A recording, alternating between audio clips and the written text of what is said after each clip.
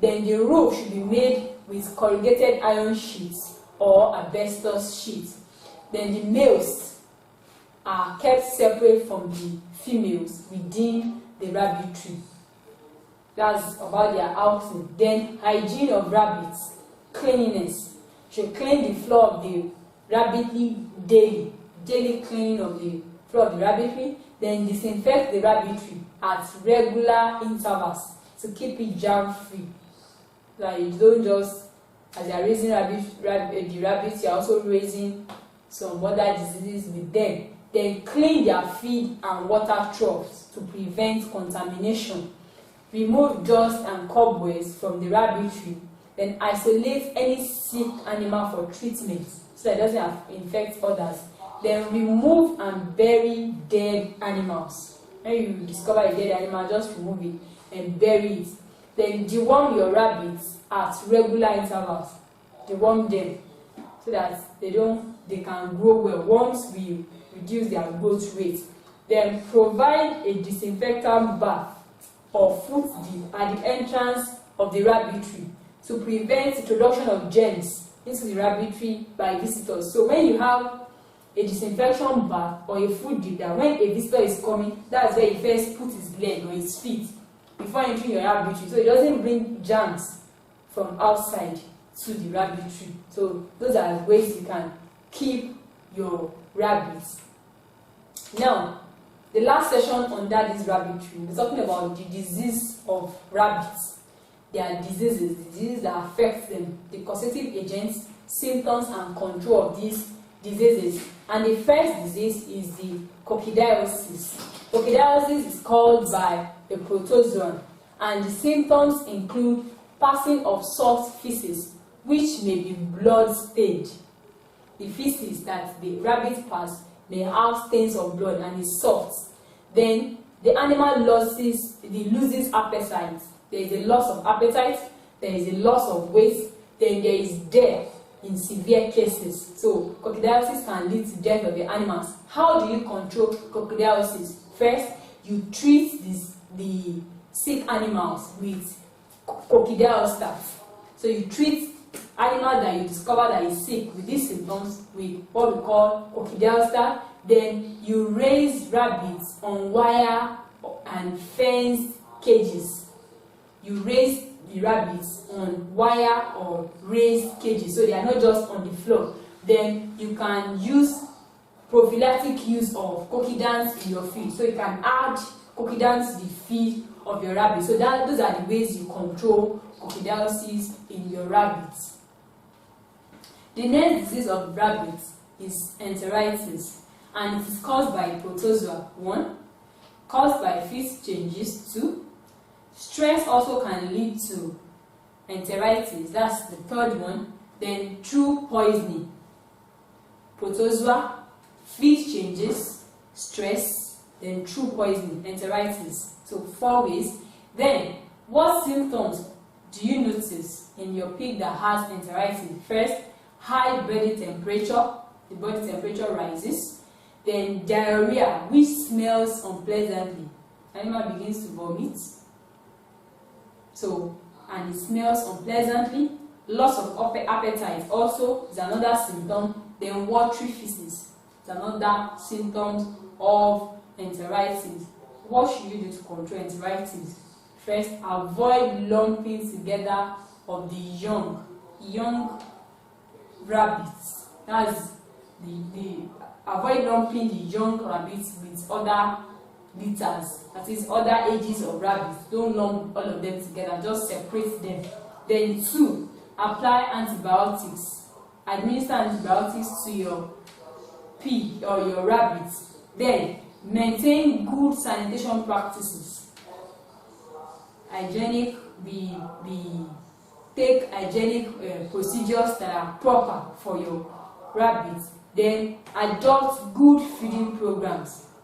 Food changes is part of the cause of enteritis. So adopt good feeding programs. You don't have to change feed that will cause trouble for your rabbits. The next disease is the hair canker. Hair canker. It is caused by mange mites. mange mite is the causative agent of hair canker, and the symptoms include brown scar inside the auditory canal of the rabbit, inside the hair, then swelling and painful hair. The hair of the rabbit is swollen and it becomes painful when you touch it. Then the third one is that the rabbit scratches the hair. So those are the symptoms of hair canker. How do you control hair canker? Treat affected hair with liquid paraffin and cotton wool. Use liquid paraffin and cotton wool to clean the affected hair. Then isolate the affected animal. Then invite your veterinary doctor. Then use miticides. Those are the things you can do to control hair canker. Then the next disease is bloat. It's a feeding disorder. When animals eat too much, they eat too much feed too fast. Like you eat, the rabbit eats too much feed, then they eat it too fast. Or when they feed on moldy feed. Those are the two ways the animal can get bloat. It's a feeding disorder that is caused by the animal eating too much too fast, then eating a moldy feed. Then what symptoms do you notice in an animal that has bloat? The stomach is it has a respiratory difficulty. Then the stomach is distended. Respiratory difficulty and stomach distended. So what do you do to control bloat? Feed animals with balanced diet. Then do not allow the animals to get too hungry before you feed them. When they are too hungry before you feed them, they eat too much too fast, and that will lead to bloat. Then the next disease of rabbits is myxomatosis. Myxomatosis is caused by a virus, and the symptoms include unthriftness, high fever, then runny nose. 3 symptoms: unthriftness, high fever, runny nose. How do you control myxomatosis? Isolate infected animal, bury and burn dead animals, then treat them with antibiotics to reduce the cross infection. They will treat the rest animals with antibiotics, but the ones that are dead, bury or burn them. Isolate infected ones from other ones. Then the next disease is helminthiasis. Helminthiasis is caused by worms, and it leads to poor growth, it leads to anemia, diarrhea, death when the infestation of the worm is high, then constipation in the animals. Part of the hygiene procedure that I mentioned earlier was deworming. So to control helminthiasis, deworm your rabbits regularly, then practice good sanitation.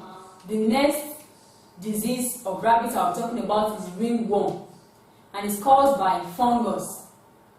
How do you know that your animal has ringworm? You see circumscribed lesion on the skin, like a mark on their skin, circumscribed, like in a circular form. Then you discover loss of hair on the affected skin. The hair on that part peels off. Then you notice the circular lesion or circumscribed lesion on the skin of the animal. How do you control ringworm?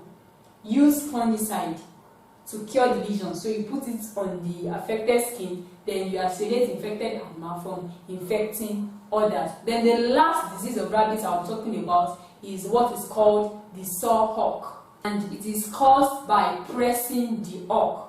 The hock is the lower leg region, the lower leg joint corresponding to ankle in human. Like your own ankle is what is called hock in rabbits. So when the hock is being pressed against hard structure, that's what causes sore hock. When you just eat your own ankle against hard structure. So when the rabbit eats his hock against hard structure, then it has what we call sore hawk. And the symptoms of sore hawk is raising up the hawk when in sitting position. Imagine you sitting down, raising your leg, raising your ankle. So that's the same thing that a rabbit that has sore hawk does.